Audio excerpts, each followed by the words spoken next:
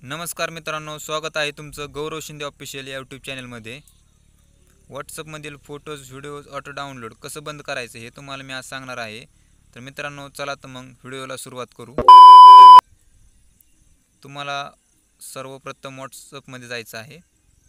व्हॉट्सअपमध्ये गेल्यानंतर तीन डॉटवर क्लिक करायचं आहे। तीन डॉटवर क्लिक केल्यानंतर सेटिंगवर क्लिक करायचं आहे। सेटिंगवर क्लिक केल्यानंतर थोडंसं खाली जाऊन स्टोरेज आणि डाटा यावर तुम्हाला क्लिक करायचं आहे।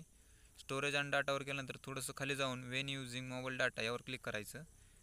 आता तुम्ही स्क्रीनवर बघू शकता की माझा फोटोवर टिक आहे, तर म्हणजे माझे फोटो ऑटो डाउनलोड होत आहेत। तर मित्रांनो, तुमचे ज्या पण ह्याच्यावर टिक असेल ती ही टिक तुम्हाला काढून टाकायची आहे।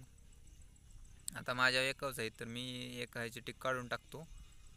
तर ही टिक काढून टाकल्यानंतर तुम्हाला डायरेक्ट ओके करायचं आहे।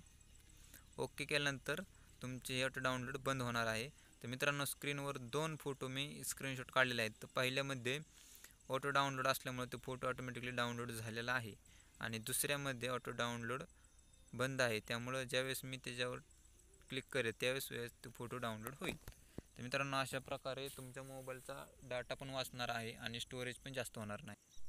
तर मित्रांनो, व्हिडिओला लाईक करा आणि व्हिडिओ कसा वाटला हे कमेंट करून नक्की सांगा आणि चॅनलवर नवीन असाल तर चॅनलला सबस्क्राईब करा।